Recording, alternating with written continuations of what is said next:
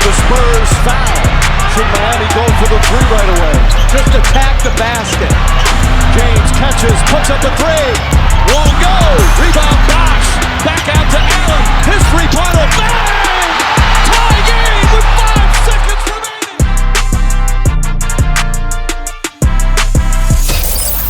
Welcome to the Ultimate Super Coach and Fantasy Sports Show. You are now listening to the Insight Fantasy Sports Podcast.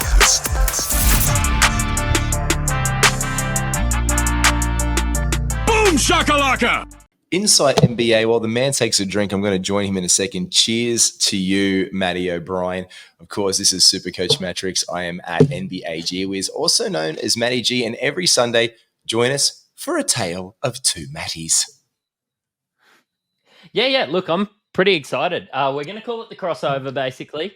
And I'm going to do a couple episodes during the week. You're going to do a couple episodes during the week. And this is where we have, I suppose, our big mashup, where we look at the week ahead, maybe have a little bit of a look at the week behind, cover some injuries. If you're going to watch any show during the week, it'll be this one. Yeah, not to say that the other 6 shows or 5 shows we're going to do, because we're going to try and do daily. We're going to try and aim for 6 days a week at the end of the day. No, not try. We actually have programmed in 6 days a week, but we're going to do bonus episodes at least once every couple of weeks, once every 3 weeks. Just throw something together, get some other analysts and some guests in just to have fun and talk basketball. But this is the one to kick it off. This is where we set you up for your week of success. Mate, we're going to start this when we're talking about the preseason, because today drafts are done. Drafts are pretty much done. Yeah, we had our last one today. Yeah. Look, I'm honestly pretty happy to see the end of it. I just want to start watching some actual basketball where some wins matter. We've done a ton of mocks. We hope that we helped you along in your drafts along the way. But there's some notes, there's some things that have happened in preseason that we should keep an eye on. And I suppose pivot, have a look at the waiver wire, have a look to see if those guys are rostered.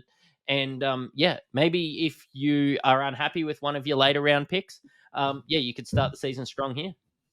Yeah, you can put them to the curb real quickly. So the focus of crossover every single week is to get you ready and hyped up. We're going to look at the game schedules for the week. We're going to look at who you target on back-to-backs, who are the waiver wire guys that you can target. Also about injuries that are lingering and where opportunity opens up. I guess the biggest injury right now in the NBA, I guess, would be Luka. Heading in as of Friday, Jason Kidd, the coach of the Dallas Mavericks, has said that there is no updated timetable for Luka for the calf. Now, it's been niggling him a little bit. I gave the advice to a mate of mine, look, he didn't want to let Luka go too late to someone in the first round. So I said, look, just pick him up and see where it goes. Like, you can salvage a season from picking up Luka in the first round. They're going to probably rest him, you think, Matty, for the first maybe game. If it's necessary, they might sit him for one of the games this week. The thing is, if you're coming from other fantasy sports, it's like one game is a big deal in some other things, but we've got 82 games happening. And realistically, I would not be scared of this. It sounds like it's a minor thing. It sounds like if he's not playing this week, he'll be playing the following week. Exactly. And look, if it's just 2 things, if it's just 2 things, 2 games that are done for your week, oh yeah, great, cool. He rests up. Kyrie obviously gets a massive bump in value.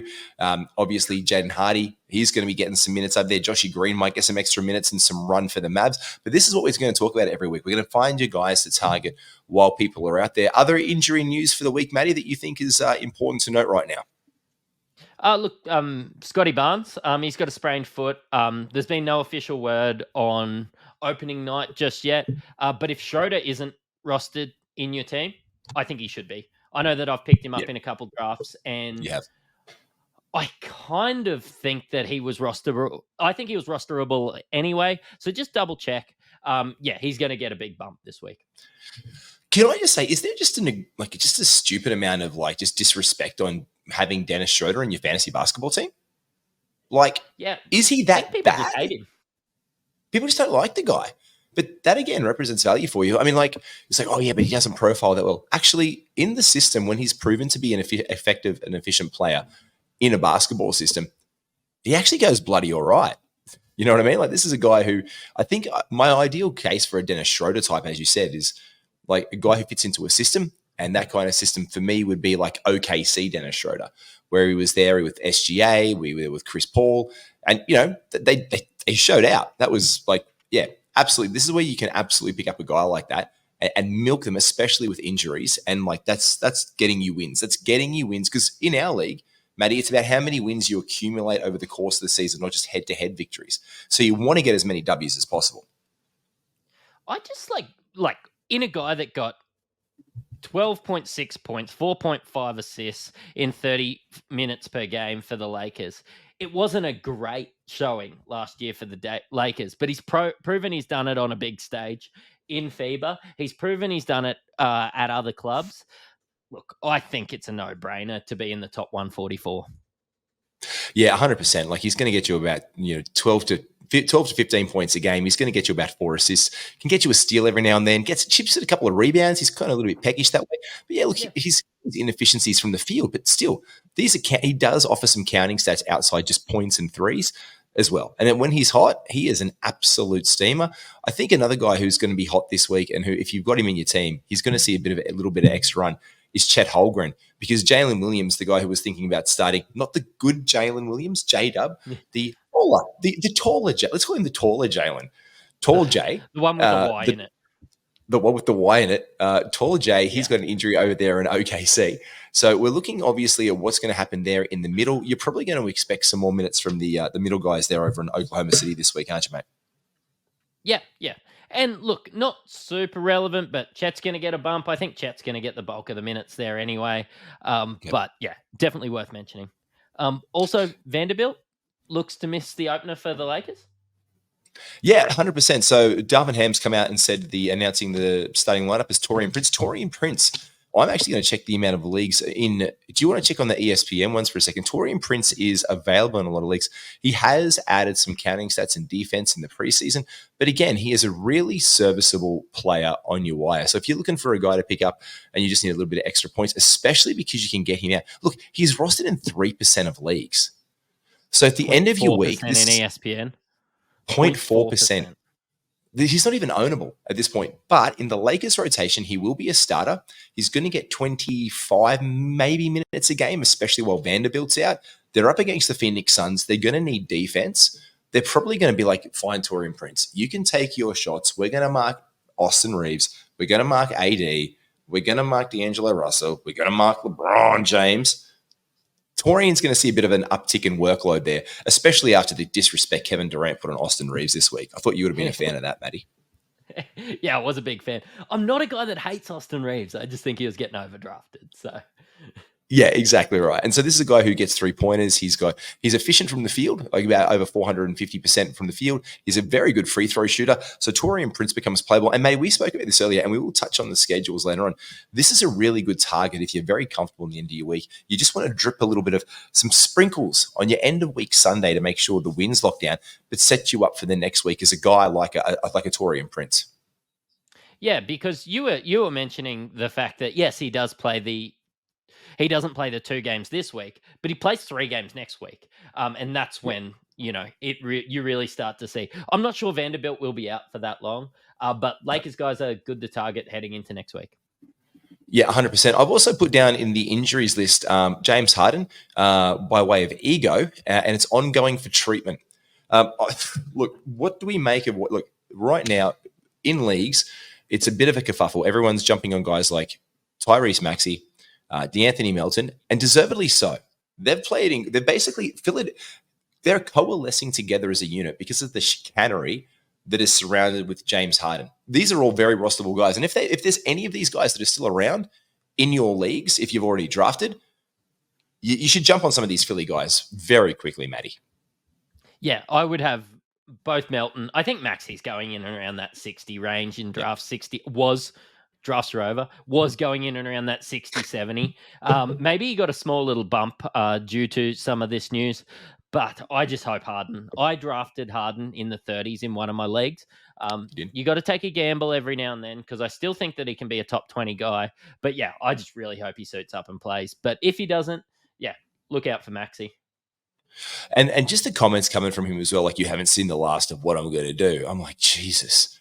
It just sounds like such a dickhead move all the time. But Yep. look, love Maxi, love what he can do.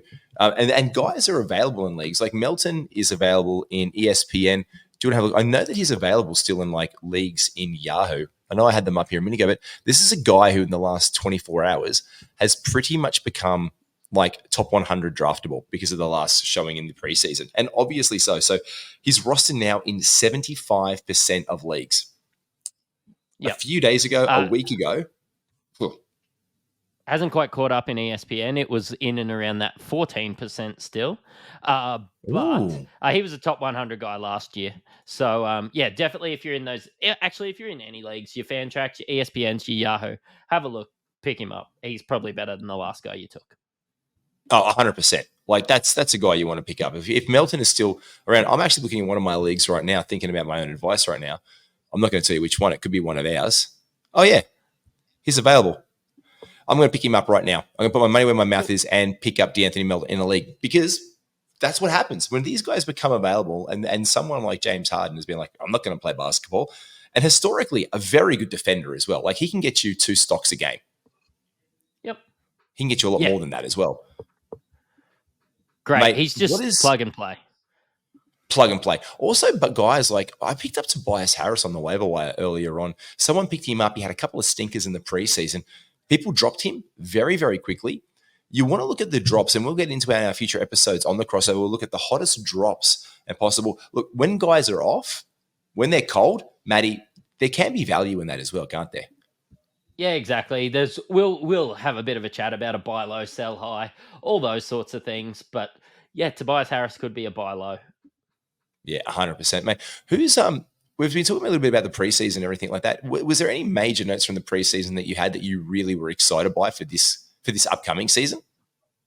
So, I am a preseason notes are brought to you by the Standard Squeeze. Definitely worth giving these boys a shout out. Can I mention 15% off as well? By the way, yeah, use Insight 15. Sutto's given me some bourbon here. Anyway, that's the owner of Standard Squeeze. And was this the home batch stuff that that Mick bought up? Look at this. That is just poetry in motion. Yeah, it's fantastic. So shout out to the Standard Squeeze. Insight 15. Get yourself some of these. I know that they're doing them for those little skinny West Coast coolers, not to be confused with Bilal Cooler Barley. The East Coast cooler.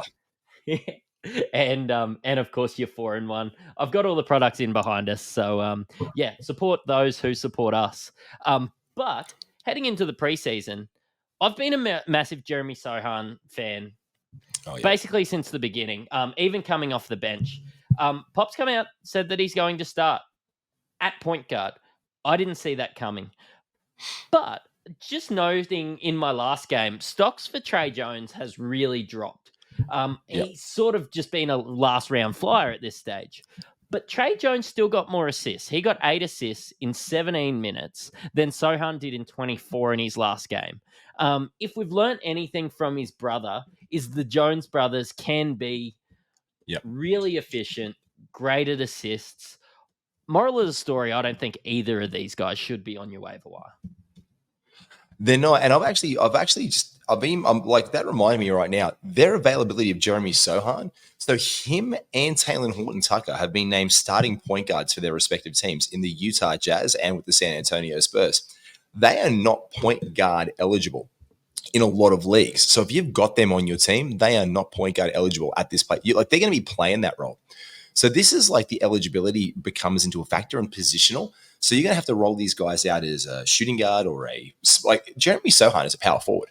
Like that is, I'm pretty comfortable in saying on Yahoo at this exact moment in time that he is just purely listed as a power forward. I've got so many tabs open from today. It's absolutely ridiculous. Here we go.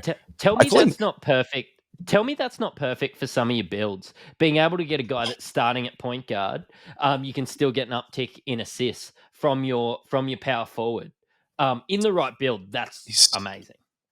Mate, he's absolutely been stuffing the stat sheet lately. I said it today when we were in chat, because the league that we drafted today, it's my 10th anniversary league. Like it's my personal league that I've got with mates and the inside boys since we met each other. And if you listen to 5 Keys 5, I had a bit of a sentimental moment, bit of a love heart to you, Matty, who I met enjoying in the 2K community, and that's how we're here today. But like the guy is racking it up. Like he's been averaging almost 10 points a game, 5 rebounds, 3 assists, and 2 steals in the preseason contests. But he's actually just been putting together a nice little run there, and Pop's giving him the keys. Like that's not something you see Pop's not going to do that unless he's convinced that you have talent and he's going to play you those minutes as well. Like it's Greg Popovich at the end of the day. Yeah, and I was worried about it at the start of the year. He was just like my last guy that I was adding, and I tell you what, it was it was fruity then, but it's it's solid now. No, I've got to actually say I've got to doff my hat to you, good sir.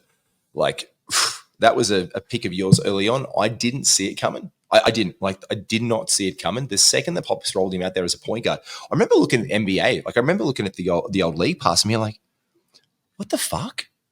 Like, Sohan's the point guard? Like, I was like, is Trey Jones like dead? Like, did they just not decide to play somebody? Like, did they not? We were all high on Trey Jones. Like, oh yeah, you can get him late. Like, this is a top 100 point guard. He's drifting into and all of a sudden, fucking Dennis Rodman hair 2.0, Jeremy the Sock Sohan, I call him the Sock. He's like playing point guard. I'm like, no, surely he's taking the piss. And sure enough, he then started the rest of them. I was like, no, it's for real. So that's one of those guys out there. And I just had a look too when I brought him up on Yahoo. Jeremy Sohan is only rostered in 44% of leagues. Yep. So there is 66% of leagues out there that if you need some extra points, some rebounds, assists, if you're punting threes because he doesn't get you a whole lot of those, this is the guy you definitely want. If he's sitting on your waiver wire, go out there and pick up Matty. Yep, agree with you. Should we be keeping an eye on RJ Hampton and Nikola Jovic? We talk about the depth on, in Miami, and people aren't super high on people like Kyle Lowry and people like that. No. You picked him up in like the 845th pick the other day in a draft, didn't you? Yeah. It went 200 deep, and I got him with my last pick. Yep. I think that's too far, but if everybody's right about Kyle Lowry, somebody has to play those minutes. And RJ Hampton in the preseason has shown that he could do it. Yeah, 100%. Like these are guys who are going to find ways to get minutes in teams over the course of the season. Like, look, you need to look at the talent around you and the pathways there. These are also guys who are going to be readily available throughout the course of the season. And I guess with RJ Hampton, like he's now in a position where he can have some minutes. He's not like bench deep behind 87 other point guards in the Orlando Magic. Yeah. Does he fit the Miami? Like, I think Tyler Hero in Miami might be the guy to really be like, you know what? Fuck y'all. That's kind of his like mentality. But off the back of that, I reckon you're spot on. There is opportunity over the course of the season, especially with injuries, to roll out there a guy like RJ Hampton or Jovic and get some value out of these, especially in the short term. Because Kevin Love's still going to play those minutes? Like everyone was getting high on Jovic last year. Like, when are you going to start developing the new blood? Yeah. And if anything that these stats are telling us is that if we're not drafting Kyle Lowry and we're not drafting Kevin Love, who the fuck's playing those minutes? Like, I've been watching RJ Hampton come and played in the NBL. I've been watching him since he was a pup, basically. And you have, yeah. He can be really good. He's super athletic if given the opportunity. And he did get a little bit of that opportunity in Denver and just didn't sort of grab it with his hands. But he's a little bit older now. Look, if it's not Kyle Lowry, it's got to be RJ Hampton. The other interesting little wrinkle in Miami I found in the preseason was they rolled out the other day Josh Richardson. Like they rolled him out as the starting point guard in the last. I just double checked that I didn't have too much of the rosé from the fridge. They rolled out for 6 minutes Josh Richardson, and obviously he hurt himself in that game, and he was taken off from that one. Like the MRI came back clean; it was negative. But they still started a game. Yes, it was a preseason game, but they still started Joshy. And I was like, they're looking for something. It's whoever grabs it, and put these guys in your watch list and keep an eye. You look at their team deep. Is it going to be Duncan Robinson? No. No. Like you've got to look. Highsmith is an opportunity in Miami, for example, from the preseason, who rolled out there and played power forward for them. Because I don't think the answer is Thomas Bryant. I really don't. Like, No. like this is when we have a look back through the team. Like, who have they picked up? Who's going to roll out there? Who's going to do the job? And as you said, guys like Jovic, he's going to be out there. He's going to give it a go. Like, is it going to be Drew Smith at the end of the day fighting for a team? No. And at deep in the bench buried, you've got old mate Martin, who's around, Tyler Hero, and Jimmy Butler. And we all know that at the end of the day, that he really likes to keep his rotations tight down in Miami. Like, he likes to give it to the best players, those guys who really embrace Heat culture. So Spo's going to do those guys. And if RJ Hampton comes into town and you can roll him out there, he'll get the minutes and he'll be a distributor on a team and maybe worth the pickup is over the course of the season. Talking of the course of the season, it's a long season, as you said earlier on. Like, again, you're not going to win and lose your week in this week. Like, this is an absolute shit first week of NBA because of the lack of games, Matty. Yeah. Unless you drafted really shit, in which case you could have already lost it. But, oh yeah, you probably are really bad. You're probably really. But we could start working towards the right direction. And yes, have you subscribed to the Inside Podcast Network yet? And you should do that right now and get all of the content because we'll help you out. I was looking at the Rockets and a lot. I was actually just looking at the Rockets game, and the Rockets played against the Heat, and this is the segue here. But you live near Brisbane, not Love and Rockets, just the Rockets, the Houston Rockets, not Love and Rockets. Just to clarify the Valley or Houston. That's actually the name of one of my NFL fantasy teams, actually. But that's due to having Jordan Love, nothing to do with this strip club. But Armin Thompson does seem to be the Rockets flyer. Yeah, he really does. If you're gonna add anyone, like we all talked about, Whitmore's and him being the steal of the draft and everything like that. Dylan Brooks, you're getting with the last pick, but if Armin Thompson isn't rostered, he should be. Because he's only rostered in 43% of Yahoo leagues currently.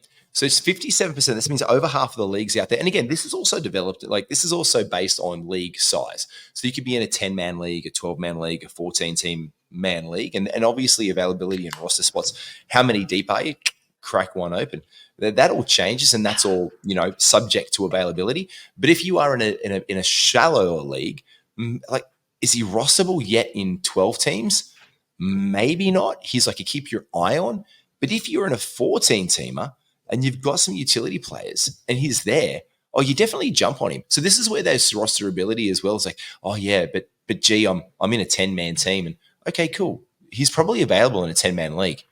Like, when something happens inevitably with someone at Houston or they decide to tank, just smell it in the water. When there's the blood in the water for these teams, look, I don't think that's going to be the case in Houston this year. Like, I've probably been too vocal in saying I think they are going to work towards competency.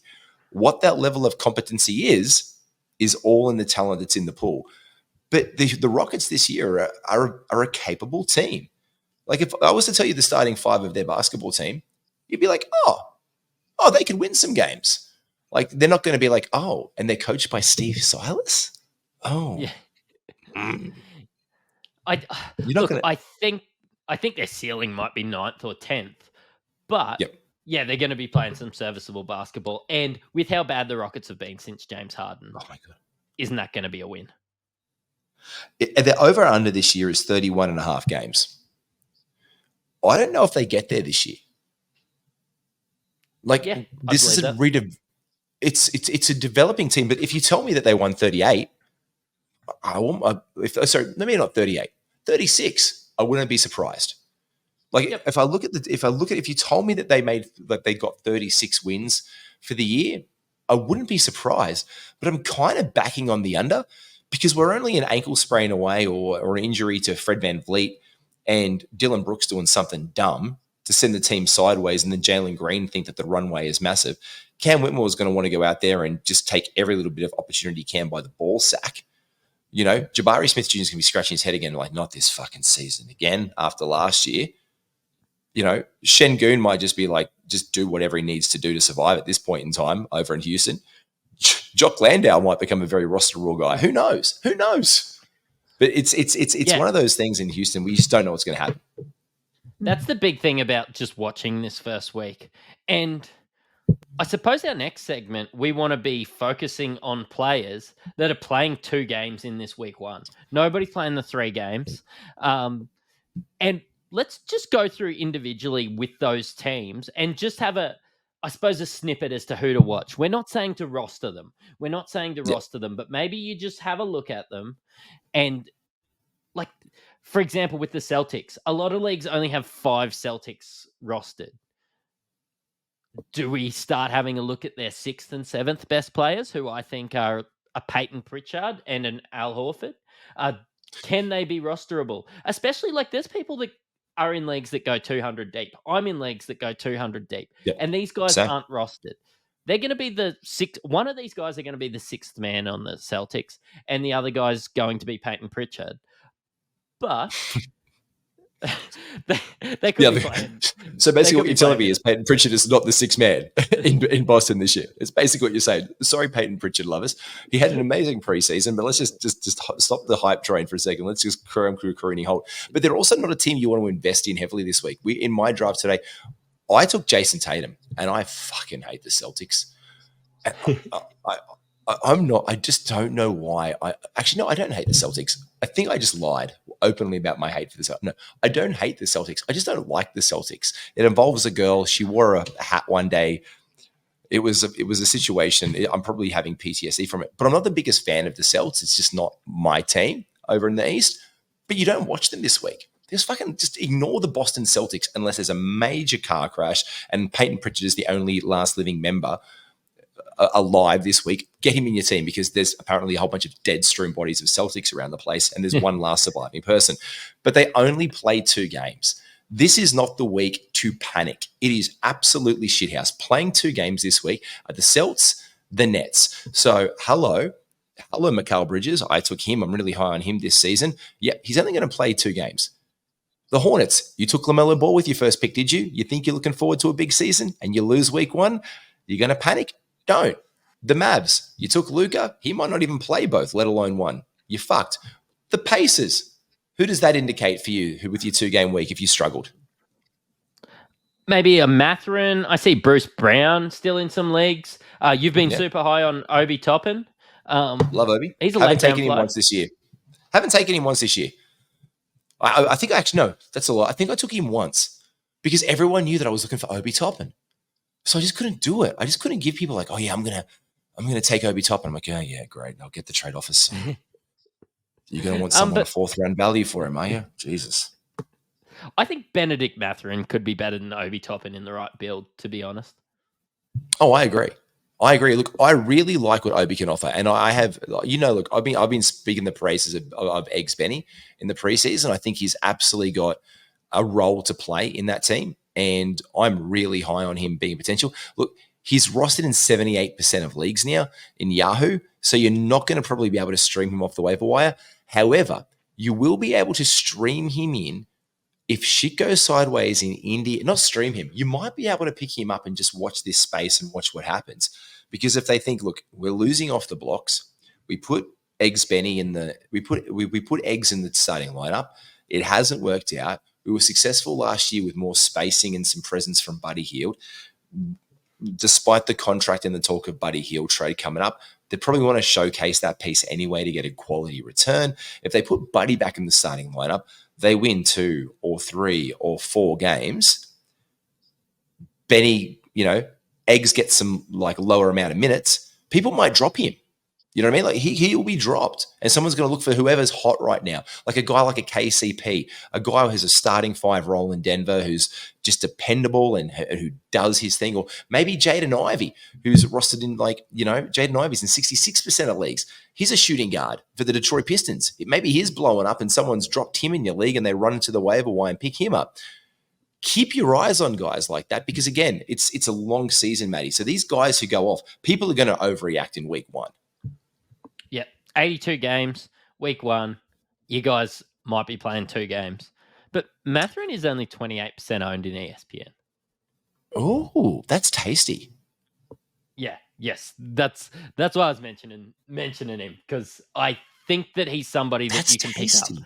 If you're in the right leagues, and there's some guys that have maybe drafted a couple weeks ago and not really looking, you could add Benedict Mathurin. I am going to look at right now for eggs. I just love calling him eggs. I'm not going to lie. Yeah, he is available in one of my 2 leagues. Interesting. Yep. That's very interesting. I'm going to have to watch this space on him. He doesn't fit my build particularly, but that's definitely a guy, as you said, who, if he's available in your league and it fits your build, he is going to be the starting shooting guard for the Indiana Pacers. Finishing off that list of teams playing only 2 games this week, the Pacers, the Bucks, the Timberwolves, the Pels, the Magic, and the Wizards. And if Jordan Poole comes out of the game and goes 6% from the field like he did in his last preseason game, people might be having some buyer's remorse really quickly, and that presents a buy low. Not buy low necessarily, but look, how do you think it's going to work out in the Wizards this year? I think that him and Kyle Kuzma and Tyus Jones were actually really good moves. I suppose they re-signed Kuzma. He was there. But I think that they were all really good moves, and I suppose they're making a step in the right direction. I don't mind Gafford. I'm not sure I see him being, I suppose, an absolute gun or anything in the future. But I think they've got some pieces to work around. If I'm going to watch anything with the Wizards, it's probably going to be that Avdija, Kispert, split and roll. What if we were all wrong with Kyle Kuzma? Or Kyle Kuzma goes through one of those really cold streaks that he can do. Avdija or Kispert could just come into that role. Like, we just said that Poole can go cold. We've said that Kuzma can go cold. If Avdija and Kispert you can get on the right role, on the right, I suppose, hot and cold trend, that could be really handy. Oh, look, Kispert is an absolute must-target 3-point guy in your league this year. If you were in a very, very tight week, and to end your week, the Wizards have a back-to-back sequence, or they play 3 games in 4 days towards the end of your week, including a back-to-back to put you over the line, and you need some extra threes. He's the kind of guy you're going to watch because he does a little bit of peripheral, stuff around the edges, Corey Kispert, but that 3-point percentage and also the ability for him to knock those down in the Wizards and a team that needs some floor spacing. Yeah, these are the guys, man, as you said, that they absolutely played themselves into having a role in your fantasy team during the course of the season. And again, it's just when it pops up, dude. Like, it's just when, where, who, what, where, and when. You know what I mean? Like, it's just it's just pure and simple that. 3 games. Who has 3 games this week who will actually help you win your week 1 matchup? I don't even know who's got 3 games in week 1. It's in the notes I gave you. It's in the notes thingy. No, you said 3 games in week 2. Oh, it's a week 1. I typed the bloody wrong thing. I sent Maddie. We notes each other. We have a Google Doc, and I typed all that. I said, like, Maddie, I've got this. My parents are visiting right now. I need to get away from them for an hour. Can I prep the notes? I didn't say that. I love my mum and dad. But if we're looking at the Hawks, I really like Sadiq Bey. Ooh. He's not owned. I like Jalen Johnson probably more, but Jalen Johnson I've found has been rostered. Sadiq Bey's a good streamer. Mate, I got sniped on him today in our league. I was like, what's going on? No one's drafting Sadiq Bey. No one's drafting Sadiq Bey. And then I'm like, oh, actually, I'm not going to lie. I actually picked him up in ours today, I'm pretty sure. But someone sniped him. I think in our one last night, someone took Sadiq Bey from me in your league, in the Insight League. Yep. I was like, bastards. Like, who's like Sadiq Bey will be the starting like power forward for the Atlanta Hawks, and he is absolutely going to stretch the floor, and he's going to get a shit ton of open looks because of the attention on Trae Young and DeJounte Murray and the omelet. Do I have a thing with eggs? I've just noticed that 2 of the guys that I've nicknamed I don't know, man. I got to talk to Eggs about that. Mate, yeah, the Hawks are a good shout for 3-game week. Bulls, Cavs, Pistons, Warriors, the Rockets, and the LA teams, Matty. Who do you see in there with those 3 games a week for the Clips and the Lakers? Oh, go on. Oh, sorry. I was going to say with the Bulls, I'm looking at the Bulls and I'm seeing 4 guys rostered in a lot of my lineups. Mm-hmm. I'm seeing only 4 people rostered, which is blokes like Kobe White, Zach LaVine, Vooch, and DeMar DeRozan. Look, is it Patrick Williams season? Do we have any faith in somebody like Alex Caruso? Can Javon Carter be that guy that I sort of hoped that he was when he was in the Grizzlies and he showed flashes at Phoenix? Like, I don't know. Maybe You were we just high on need to Javon Carter earlier in the season. You were higher on him in the season. Are you worried about the show out of Kobe White getting because they brought him over there and then all of a sudden they're starting Kobe White now? Do you think that's going to ding, or do you think Kobe's just going to be a flash in the pan and they're going to move him back to the bench? No, I always thought Kobe White was probably the guy that was going to play the most amount of minutes. I just think that Javon Carter is the best passer on this team. I think if you 100%. Need a guy out there that can do some assists, that can get out there, get the ball fizzing around, like it's not going to be a Patrick Williams. You know, Zach LaVine has proven he's not that guy. DeMar DeRozan looks for his own shot probably more than he looks for everything else. I think Javon Carter is the best passer on this team, and I think that there's a role there. More like, I know that I've probably mentioned the Jones brothers more than any other podcast on the internet, but more like a Tyus Jones. Javon Carter could just get out there, and this is his opportunity. Chicago's not very good. They're willing to try things, and I think it was a good signing. You know, I 100% agree, and I was surprised to see them just because I thought they were going to really just put Kobe off the bench last year. He showed out in a few games as a starter. It went well. Then they kind of moved him back, and he's always been that microwave scorer off the bench. Like he brings that offensive onslaught. And we've got to remember, they were favoring Dosunmu as the starting point guard over Kobe White for a long time there as well. So then you add Javon Carter, you had Dosunmu, Kobe showing out here and there. It was, as you said, they're not very good. Like there's a state of flux in that. So you kind of wonder what's going to happen. I've picked up Kobe in a couple of leagues, and I'm interested to see what he does. And on a week where they've got 3, this is the kind of time you look at guys like Kobe White. But in Yahoo, he is only rostered in 30% of leagues. If you haven't got him in your team yet, if you need a point guard, go and grab Kobe White and see where it goes. He can put up points. He can put up threes. He's improving his field goal efficiency. He has an excellent free throw percentage. He's going to be the distributor on the team. And he's got peripherals. And then if that goes sideways, Javon Carter could very much well be your guy. In the big ones, in the Clippers, can I just ask with when we talk about deep roster teams, they've got a 3-game week this week. Again, there's no overreactions. It's week 1. Yep. Who are you watching in the Clippers? Because this is what we call one of the deepest rosters in the NBA. Like they're so deep. Like how do you adjust your thinking? It's probably Plumdog Millionaire for me. When you look at Ivica Zubac, I'm not super impressed. And, you know, Russell Westbrook is rostered, yes. Maybe a Terrence Mann or a Bones Highland could grab that, I suppose, that spot by the balls. You can be super frustrated with Russell Westbrook, especially Russell Westbrook at his age, when so much of what Russ brought was athleticism. It's kind of like a Derrick Rose now. Mate, I think that Bones Highland and a Terrence Mann could really carve out a solid spot on this roster. I especially like the take on Terrence Mann, to be honest. Terrence Mann has also been in all the negotiations for James Harden.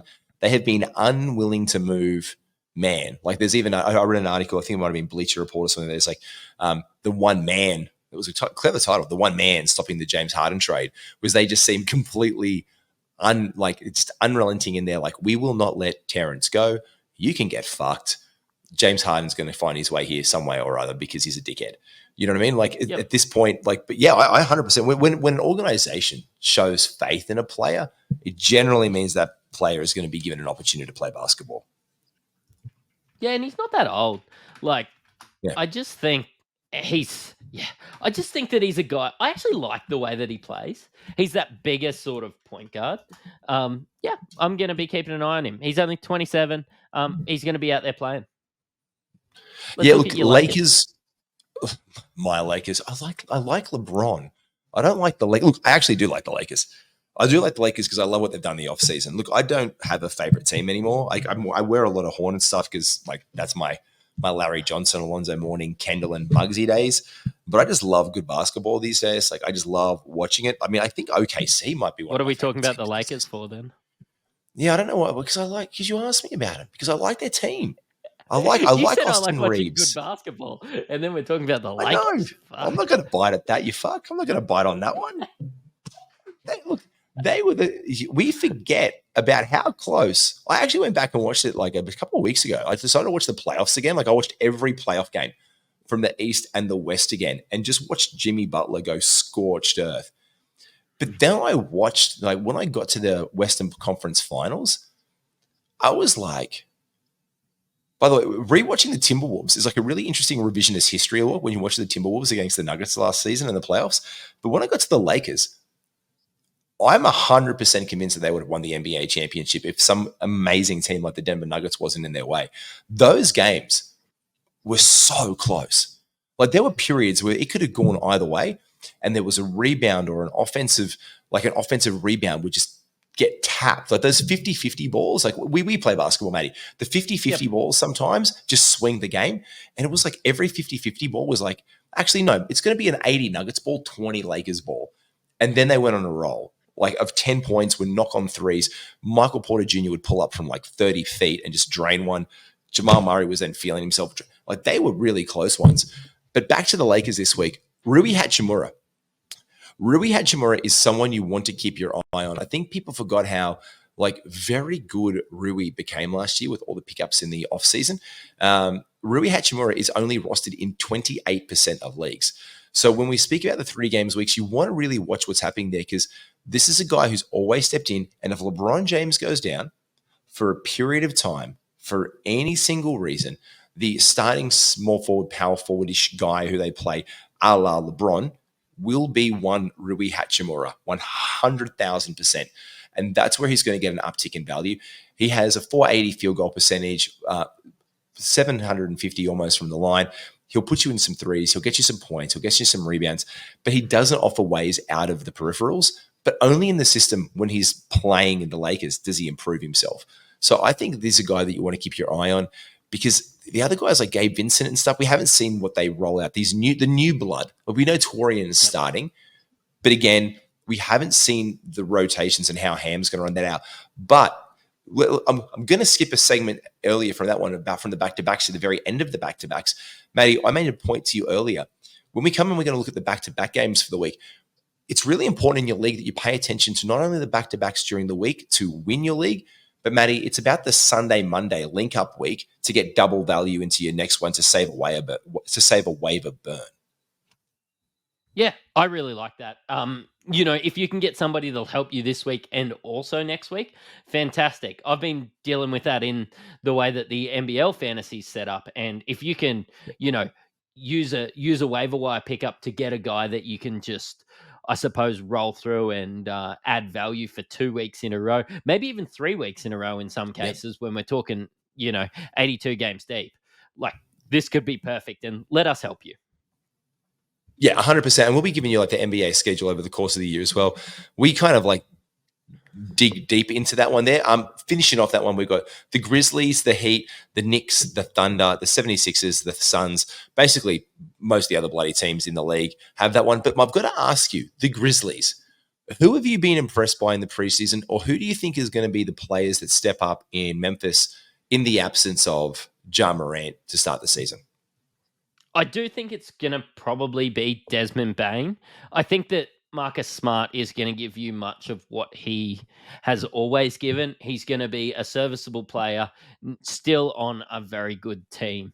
A lot of people are writing off somebody like Steven Adams. Like he's 20% rostered.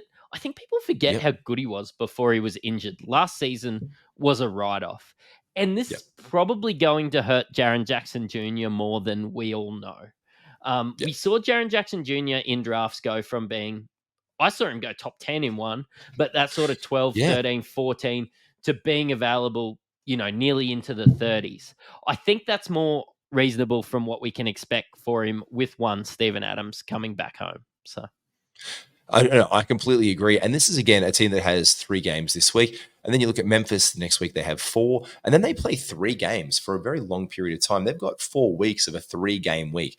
So they've got a very easy 3-game-a-week schedule. They chip in 3 games a week, 3 games a week, 3 games a week, 3 games a week.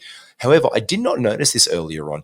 The New Orleans Pelicans, although they have only a couple this week, they go 4-4-3-4-4. So that's a little bit more tantalizing. You touched on a really good point with that whole NBL one. Like that's a really good point, Matty. The Mavs, 2 this week, yeah, crap. But then 4, 4, and 4 for your next 3 weeks. So this is where you start to bring in those streamer guys who are going to get you those extra games in that amount of time, because there's not a lot of 5-game NBA weeks this year. Pretty much they're all condensing the schedule into week 17. There's a lot of 5-game weeks because of the in-season tournament, Matty. Yep. Yeah, I think so. And they sort of cram them all out. I tell you what, it's good for viewing. It's good if you want to watch your teams, but it could be really good for fantasy. Like, I don't want to rag out on your Hornets, but if Hornets are playing the Pacers, and then there's teams like elite teams in the comp like Memphis, like the Lakers, like the Nuggets and everything playing, there's not going to be too many people watching the Hornets and the Pacers. And in a lot of formats, you can find yourself watching the Hornets and the Pacers, and you could just be like, Gordon Hayward is playing 6 minutes a night. Brandon Miller and PJ Washington are playing all the minutes. I'm going to add Brandon Miller. I think in these first couple weeks, you could get the opportunity just to watch some of these lesser teams and just start adding guys from there. Like Zaire Williams could be a completely rosterable player with Ja being out. Like, we don't 100%. Know. I'm not going to take a risk on it just yet, but he was great in the preseason. He's obviously extremely talented. He was taken early in the draft. We just got to wait and see with a lot of these guys. Yeah, 100%. And you need to take a wait and see approach. Again, if someone's there that you don't like on your team, that it's a dead weight in tanking you. Like, if you've ended up finding yourself punting into a build you didn't know that you were going to do, but you're still holding to that guy. I did it in the 5 keys one. Like, don't fall in love with the guy. Just let it burn. Just pull an Asher. Just let it burn. Yeah. Just like get him off your team, crush him down, and pick up the next hot thing and just ride that wave. You know what I mean? Like, that's kind of what fantasy is about. Like, we said to have fun with it. Those guys are the way to play it. And again, we finished off the week with, I'm looking forward to a 3-game Thunder week this week. The 76ers, the Suns versus Lakers to start the season is going to be some fun. The Trailblazers, the Spurs. Look, you're going to be able to possibly buy low on a guy like Scoot Henderson because he hasn't been playing that well in the preseason. Like, let's be fair. Like, he's a rookie. There's going to be inefficiencies. He's going to have to find his feet in that system. Someone's taken him late in your draft, and he might not be as great as everyone thinks he is this season. He might come into it, but someone's going to get frustrated with that. Like, who's going to be frustrated in your league early? That's the key to in week 1, I think, Matty. And I wasn't even thinking about it right now, but if you want to make some moves, you're going to want to try and tap into that very early with those ownership frustrations in the first couple of weeks. Yeah, you could set up a guy that you could hold for the rest of the year. And isn't that just the dream, being able to get rid of a waiver wire spud for somebody that you think could be rosterable for the whole year? Yeah. Like someone did in one of our leagues with Shake Milton. Shout out to someone who they just got Shake Milton off their team and they got it like an asset. I was like, no way, that's getting through. It got through. I guess that brings us to the next biggest thing. And before we finish off the week, before the episode for the one, back-to-back games this week. There are absolutely none for the course of the week because of the shortened week and whatever it is until Friday, Saturday. Matty, who are the back-to-back games on Friday and Saturday this week? We've got the Bulls, we've got the Cavs, we've got the Pistons, we've got the Grizzlies, we've got the Heat, we've got the Knicks, we've got the Raptors and the Jazz. So they're just some people that we could look at, maybe adding on Thursday. I don't know everyone's time zones. We're from Australia, as you can see by my golden circle jersey right now. So just have a look at when you can add them, and just double up, add them for the 2 days. Keep an eye on in your league how many waiver wire pickups you're allowed to make in the league. I've been in some that have had 3. I've been in some that have had 4. I've been in some that have had 5. And there's even some unlimited leagues there. So just keep an eye on your settings, see what you can do. But Thursday's a really good ad for the Bulls, the Cavs, the Pistons, the Grizzlies, the Heat, the Knicks, the Raptors, and the Jazz. And if you're looking for assists. Oh, yeah, go on. That one. I was going to say that one. I just want to touch on it. You did say on that one. I just wanted to come back to a thought you had earlier. On that one, on the Bulls, if you need some assists, you pick up the guys like Javon Carter in that team, guys with defensive stats like Isaac Okoro maybe down over in the Cavs. In the Pistons, Isaiah Stewart is available in a lot of leagues. Mate, can you actually look for me? I've just noticed Isaiah Stewart still just floating around, just ducking up saying, hi, guys, I'm here. I was injured for a lot of last season. You can't remember me, but my name was Isaiah. Hello. He's rostered in 53% of leagues in Yahoo. 4% on ESPN. Fuck me, so really? Yeah. Jesus, that seems a little bit atrocious. That's a massive difference. So a lot of ESPN leagues have drafted either early or you're going to be able to jump on there because he has been starting at the power forward spot for Detroit in the preseason. So you might be able to get someone and he's been shooting decently as well from beyond because he had that like little stretch last year where he was shooting them down at a really great clip and it couldn't be sustained. Well, maybe it doesn't get sustained, but maybe he does play well with Jalen Duren playing the middle role and everything else going on. They have reinvested in Isaiah Stewart. Like they have reinvested in him. So they're going to give him an opportunity to play. It might be a good shout in your team. The Grizzlies, Matty covered them. The Heat, who's going to get those minutes? Is it Josh Richardson? Or if he's sitting in still injured, the Knicks, Quentin Grimes is someone to watch. Or the Jazz, maybe someone spicy like Beef Keontae George, potentially. Yeah, it could be somebody like that. Look, yeah, I think when I looked at the Jazz, I think most of the guys that I expect to get those minutes were rosterable except for Taylor Horton-Tucker. So, yeah, I picked him up today, and I've been very impressed with him in the preseason. I've been very impressed with Taylor Horton-Tucker in the preseason. He's taken on that starting, like I think you touched on it earlier, and I know Matt Malley did. He's like, do we really think they're going to start Colin Sexton as the starting point guard? And they did, and it didn't go well. And then Taylor's run out there, and he's really made it him. He really made it. He's only 22 or 23. Yeah. Like he's really made that his own in the team. And they're gonna be a very menacing team. Like they're big. Like that is a big lineup to watch. Yep. Taylor Horton-Tucker has done this before, though.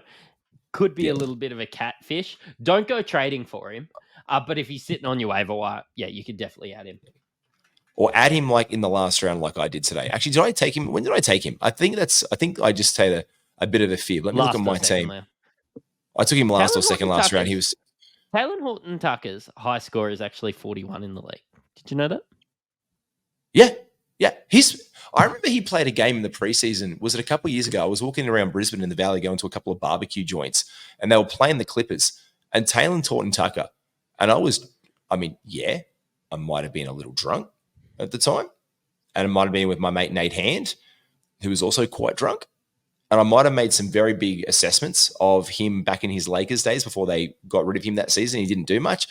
But the guy's been playing really, really well. Like in the preseason, he notched 26 points the other day, 5 rebounds, 8 assists, 2 steals across 31 minutes against the Kings team that was trying to play basketball and establish their rotations pretty well. So I do think there might be some merit here. Like he's set to start the campaign as the opener. And for me, this is someone who, if he's still on your wire, like this is a guy you can pick up. Like how much is he rostered in ESPN, Matty? 5%. I'm going to go to 5%. If you're in a big league like Horton here's a Tucker. Is it rostered in Horton here's a Tucker is only arrested.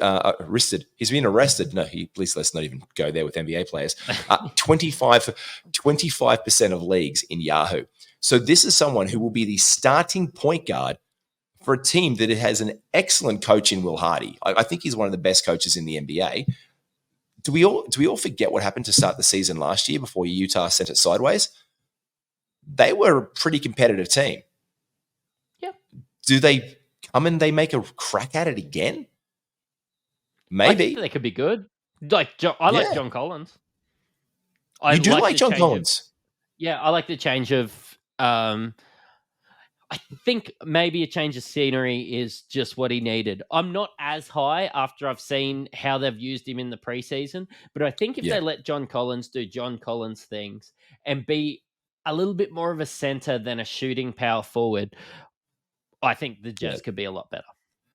And that's really hard when you've got a guy like Walker Kessler, who's obviously developed so much and who really just everyone's like, oh my God, look at this guy. Like their starting lineup right now, they've got Jordan Clarkson as a shooting guard. I mean, Taylor didn't really play that well in the second game, the last game against the Breakers. Like he just dicked around. He took 3 shots and whatever. But they're rolling out Taylor Horton-Tucker, Jordan Clarkson, Walker Kessler, John Collins, and Lauri Markkanen. Their bench unit is really interesting. Like they've still got like Chris Dunn there, Keontae George, Abaji, Sexton, Olynyk. Like they've got some serviceable dudes in this team. So yeah, I think they could be semi-competitive this season. I reckon they'll upstart a few more teams than we think they could be. Back-to-backs, as you said, you were about to say on the Saturday. What was it? Who was it on the Friday, on the Saturday, Sunday to finish the week off? That's just the Sixers. So there's plenty of, if James Harden isn't playing, there's plenty of streamable players.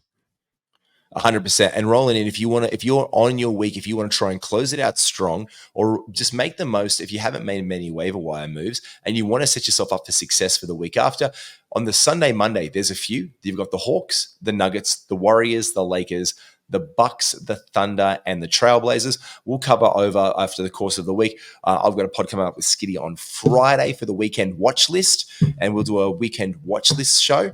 We've got a bit of a segment planned on that one, so we will help you out with what is that one. Matty, I reckon we're done. Are we done? Is this the crossover and the part one done? Let's wrap her up. Yeah, let's wrap her up. And that's not the first time we've heard that sentence before said to us. Take a sip. I am Matty G. This is Matty O'Brien. We are the Inside NBA Show. This is the Crossover Sunday. We wish you well for your first week of the NBA fantasy season. We'll see you soon. Cheerio.